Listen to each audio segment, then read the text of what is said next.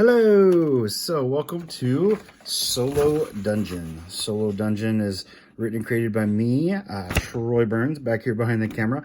All the art in it is from Jason Glover over at Grey Gnome Games. And he has some free art stuff that he put out for people to use in their stuff. And I just want to say a big thank you to Jason, as well as a big thank you to Forbidden Prince. All of these dungeon tiles are from Forbidden Prince. I picked them up when they were free on Thingiverse, printed them, painted them. For me, they help the dungeon come alive. So what is Solo Dungeon?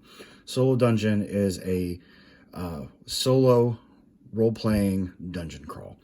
Now, as a mini wargamer, I love to be able to set stuff up, move minis around. It can be played that way, absolutely. I'm going to show you here, playing through the tutorial if you picked up the game. So you can kind of see how the gameplay flows.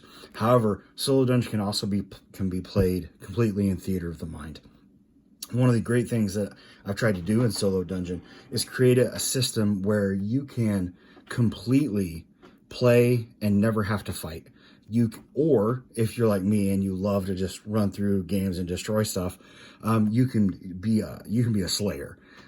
Whether you want to play Solo Dungeon roguelike or as a slayer, you can play it either way. The game mechanics, the narrative, I've really tried to take Solo Dungeon and combine the game mechanics of a easy, streamlined, smooth dungeon crawl with narrative elements that allow you to tell a story about your character.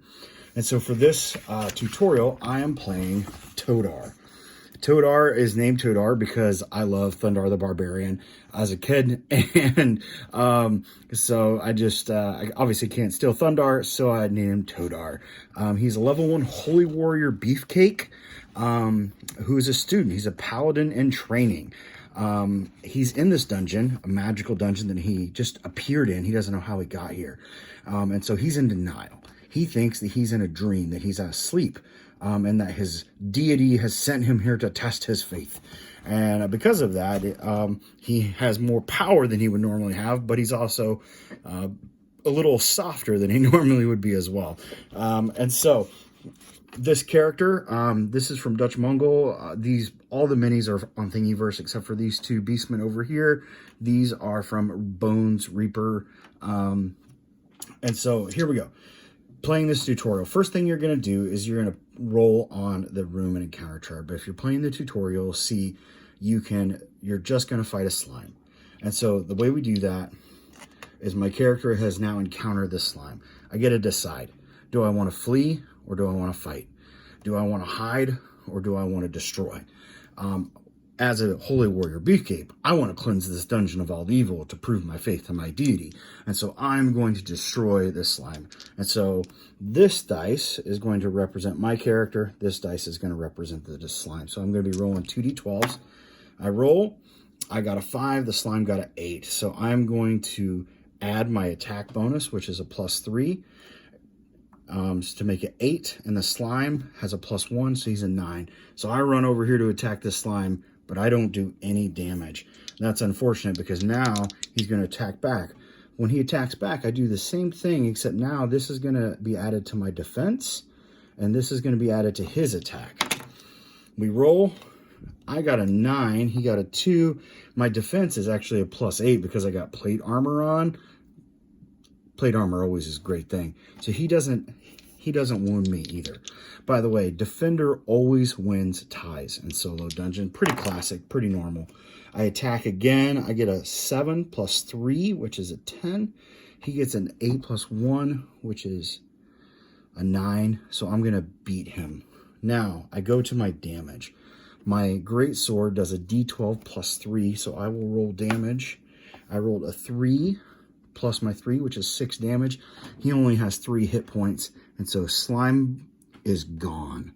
Now, when the slime dies, I consult the bestiary, which is going to be in Solo Dungeon, has its own bestiary, and I get 1 XP. Now, up here on my character sheet, there's a place for XP, and I want to make sure that I track that, because every 10 XP allows me to level up. When I level up, I can add a +1 to my hit points or a +1 to any one of my stats. Also, if I'm going to be casting spells, I can only cast a spell once per level. So with a cast of +5, I know 5 spells. That allows me to cast 5 spells per level. And I can only cast each spell once. Now, if you're asking yourself, what happens if I face multiple opponents? So we come over here into the next room, pretending that I roll on the room and encounter chart, and I can encounter 2 beastmen. Well, the way this works is we would roll for initiative. And so what you do is you're going to roll 2d12s. I'm going to add our search scores to each. So my search score is a 0. Their search score is a 3. So they smashed me, and they're going to go first. So this one will move over and attack. When he attacks, we're rolling his. I got a 3 + 8 against his 6. So I'm going to defend myself successfully. Then, instead of the other one getting to attack, I will always get an opportunity to attack back. So I will attack here before he gets a chance to attack. And then I always get a chance to respond in Solo Dungeon.